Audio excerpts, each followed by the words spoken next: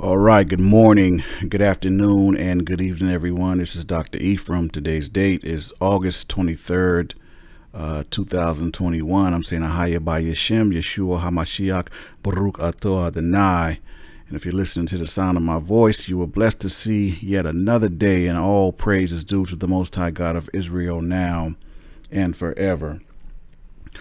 All right. Well, there's a couple of things I wanted to kind of address. Just some things I want to get off my chest. One of the good things about having platforms is you get to kind of log in and say what you want to say and say what you feel, and when you have an audience to do so, that's a great thing, and people can kind of chime in and give their opinion, because you might be saying something that someone else feels who doesn't have a platform, right? So that's cool, but the thing is, for all this freedom of speech stuff we talk about, and this and that, really they do more now to suppress speech than anything. And I don't know why people aren't talking more about it. Especially with the social media platforms.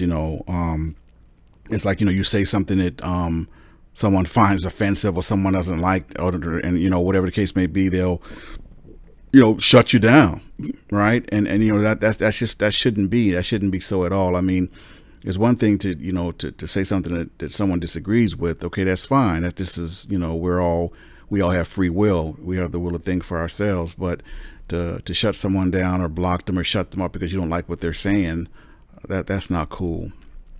But I mean, it is what it is, man. So you have to kind of get a little creative. So, shout out to that brother that sent me an email yesterday. He knows who he is and asked me a question. So I'm going to address it kind of real creatively. And that's a nice segue into the first segment. I don't know when people started just giving science all these props, like science is supposed, I guess you're talking about science, like science is supposed to be God. 9 times out of 10, and to be honest, I'm in a weird kind of position, because while I do have a healthy respect for science, right, I don't put my full trust or faith in science. I just don't, right? I, as a creationist and as a believer, right, first and foremost, my trust and my faith goes ultimately in the Most High God. Clearly, you all know that, and you all get that, right? You could take it, take things what science says, with a grain of salt. Sometimes, scientists are men. Men are human beings, right?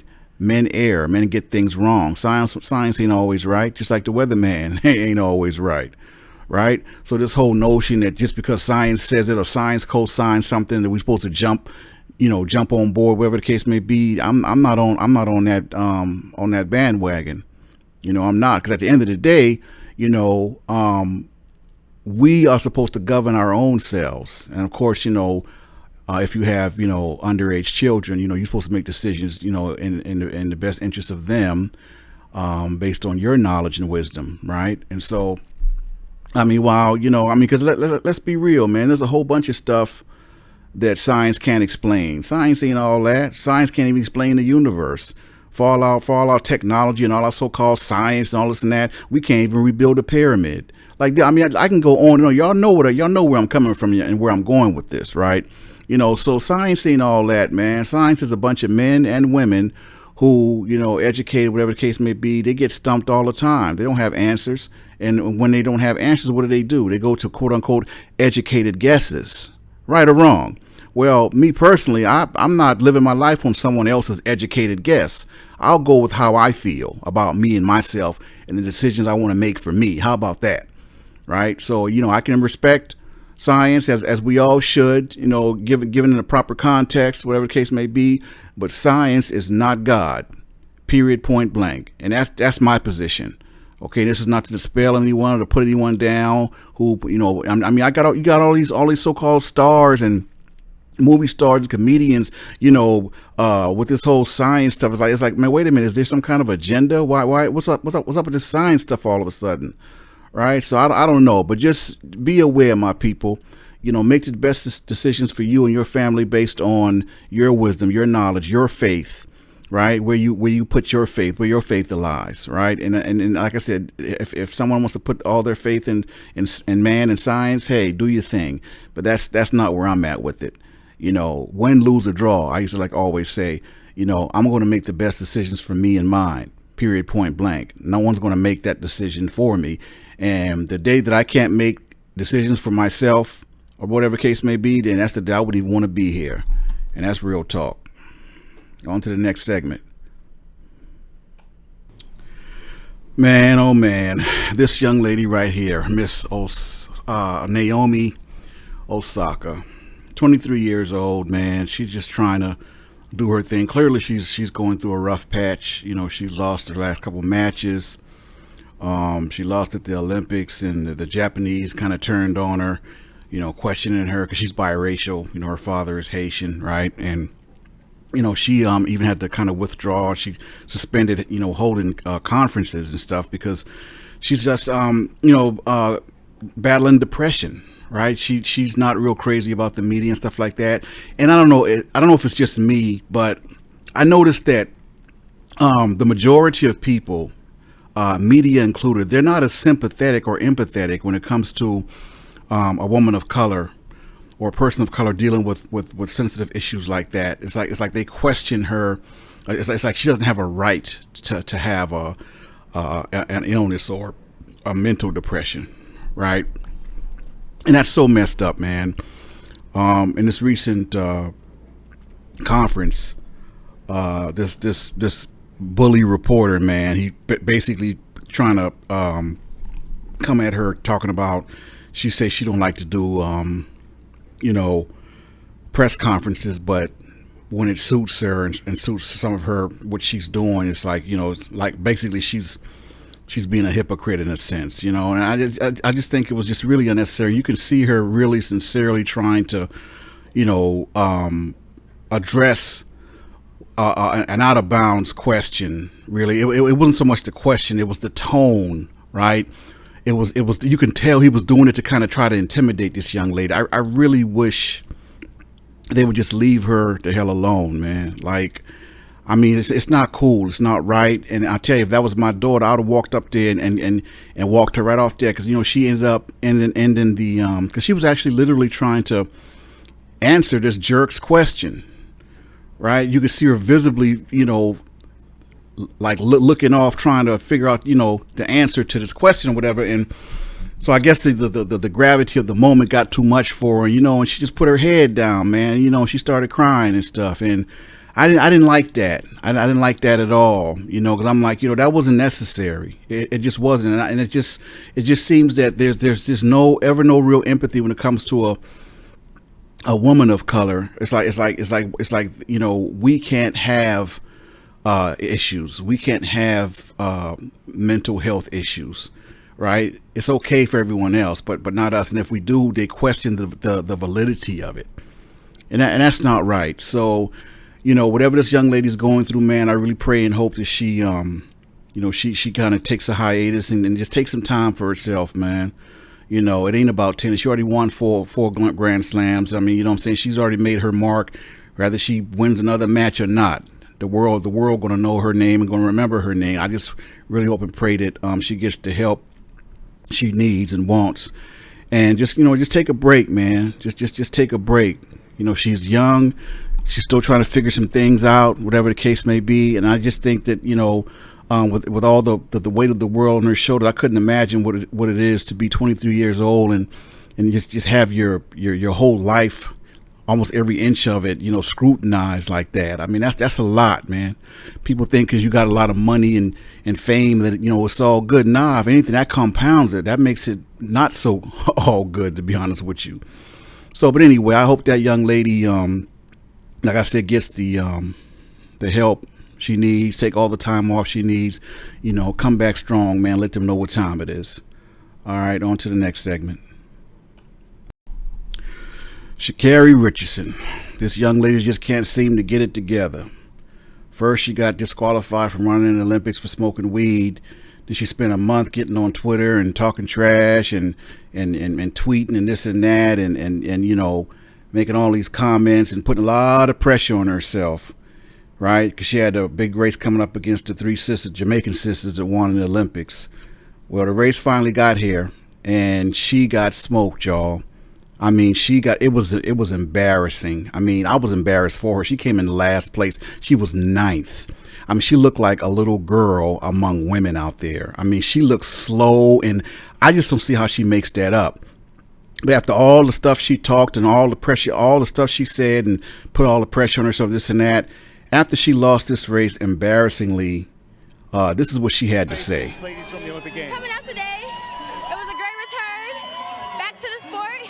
I wanted to be able to come in before, having a month off, dealing with all I was dealing with. I'm not upset at myself at all. This is one race. I'm not done. You know what I'm capable of. Count me out if you want to. Talk all the you want, because I'm here to stay. I'm not done. I'm the sixth fastest woman in this game ever. And can't nobody ever take that from me. Congratulations to the winners. Congratulations to the people that won, but they're not done seeing me yet. Period. All right. Thank you, ShaCarrie. Man, as embarrassing as it was to see her get beat the way she did, I mean, smoked. This little interview she did after she lost, man, was even more embarrassing. I mean, listen, man, clearly whoever's in her corner or whoever's on her team, they need to really set her aside and give her a lesson on humility. You know, let her know, teach her what being gracious means, especially being graceful and gracious in defeat. You didn't just lose, Miss Richardson. You lost badly. You played yourself. You did all that talking, all that twittering, all this miss me yet, like you was all that, this and that, instead of just being humble and letting your race and your legs speak for yourself. Nah, you put all this pressure on you, then you get out there and you lay an egg. And not only that, not only did you lay an egg, but came up with egg all over your face, and then had the audacity to get defensive, had the audacity to still try to be, try to boast and I mean, are you even serious? Listen, I'm all for an athlete, being cocky or, bigging himself up. I mean, we got a history of male athletes doing that. No problems there. However, if you're going to be cocky and talk stuff, you better be able to back it up. Okay, those Jamaican sisters didn't come to play no games with you. You look like a little girl among women out there, right? And I can tell your feelings was hurt because I know how people get when we try to play it off, when we know we hurt and we try to play it off. You win it. That's how come you went in the pastor mode. This only one race, huh? I'm not finished, huh? That's why you got in the pastor mode, because your feelings was hurt. You played yourself, man. Listen, cut the stupid hair off. That's probably holding you back. Right, cut them nails off. Get a whole makeover, a whole new attitude, man. Practice, right? Come back, and let your performance speak for you, right? Because that was just a disaster. I mean, not only did you not win, but you came in last, ninth place. After all that stuff you talked, right? Wrote a check that you're behind, couldn't cash. And everybody talking about, everybody hating on her. Listen, anybody hating on this young lady. This young lady's bringing it on herself. Because number one, her attitude. Okay, that's not an endearing attitude. Okay, it's not. And see, the thing about this generation, these Generation Zers or whatever, Generation Z, they don't want to be held accountable for anything that they do. And it's like it's like if you go against it as an elder, if you speak against their behavior or speak against, what they're doing or something that's not right, they want to cancel you, right? Or they want to try to gang up on you and try to silence you, whatever the case may be. That's this generation that they don't want to be held accountable. They want to, like everything they do, they want it to be okay, and no one should say anything about it or critique them or give them some words that of advice or whatever the case may be. They don't want that. They want to be able to do whatever they want to do with no repercussions, with no accountability, just nothing. That's not the way the world works, though. So I really hope this young lady get it together, man. She has not endeared herself to people. I mean, she lived this. This interview, man. I mean, I know at one day she's going to look back at this and she's going to be so embarrassed at herself. I mean, I get that she's young, whatever the case may be, but we got to stop using that as an excuse.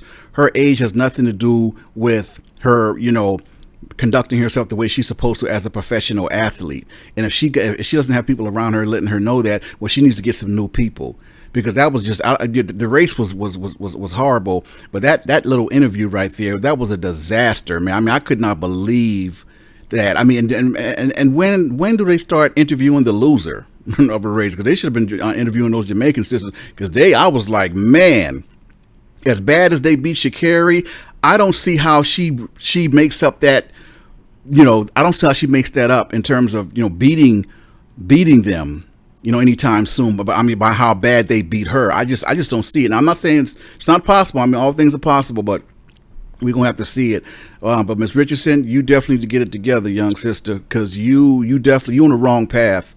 And you got the wrong people. I'm not going to coddle what you're doing. I'm not going to uphold what you're doing. Matter of fact, I'm coming against that behavior. I'm coming against that spirit of arrogance. That's that spirit of I don't know what it is, but I definitely know it's a spirit of arrogance, but you need to come from that, young sisters, because that ain't going to get you nowhere, straight up. And that's coming from an elder. I don't know you, whatever the case may be. You have no reason to listen to what I'm saying or whatever, but I have kids older than you, and that's real. Okay, so you need to get together. You need to get people around you who's going to tell you right and going to lead you right, because right now you're going down the wrong path, sister. I hope you get it together, and soon. And lastly, many of y'all might know of this man right here. Calls himself Brother Polight. Well, he's so-called Brother Polight to me, because he ain't no brother of mine. Never was. Never discerned that he was one of us, or never discerned he even had a good spirit. But he was known for getting out there on the corners and debating a lot of the Hebrew Israelite camps in New York. He supposedly comes from the Egyptologist fold, who teaches and believes that the black woman is God, and he actually trained under Malachi York, and for those of you who don't know him, you can Google him. But he was very known in the 90s and early 2000s, and anyway, he was arrested and convicted of child molestation for years, and that's who he called his spiritual father. So it's not a big surprise that he's just recently been arrested. I couldn't put what he got arrested for in the title, for YouTube might have flagged my video or whatever, but he was arrested for rape or sexual battery of a 14-year-old girl, man, in Florida. And apparently she is the daughter of a woman he was romantically linked to. So let's see here. Here's the story. And it says, pro-black social media influencer, motivational speaker, and entrepreneur Michael Nowak, who is known professionally as Brother Polight, has been arrested for the alleged rape of a 14-year-old girl. Brother Polight was born Michael Nowak in Brownsville, Brooklyn, New York, on August 10th, 1983. The polygamist claims to be contractually bound to 4 wives and was rumored to be courting 2 more. Brother Polight, during a Vlad TV interview, took Vlad through each of his marriages to 4 separate women. As it turns out, his lust for women could not be fulfilled by consenting multiples. The 37-year-old was arrested in Miami for the sexual assault of the 14-year-old daughter of his girlfriend, known only as Oroko. Nowak had been in a relationship with 31-year-old Oroko for just over a year. According to court documents, T.S., the 14-year-old victim, was taken to an after party by Nowak. Nowak, who requested permission from her mother to speak to T.S., intended to use this private time between himself and Oroko's daughter to mend the relationship between the mother and daughter. Nowak took his alleged victim to Club 11 on 29 Northeast 11th Street, Miami, Florida.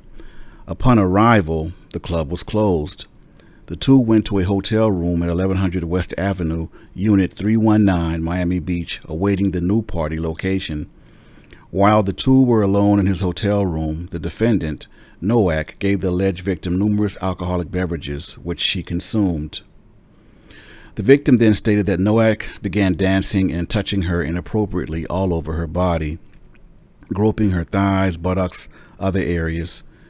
The victim claims Nowak sat her on the bed and pulled his genitals out of his shorts and boxers. Then he grabbed her head, pulling it towards his genital area. The victim then passed out. The 14-year-old daughter of his girlfriend later awoke to find Nowak forcibly trying to make her vomit by putting his fingers down her throat. After these events, he took T.S. to her mother's hotel.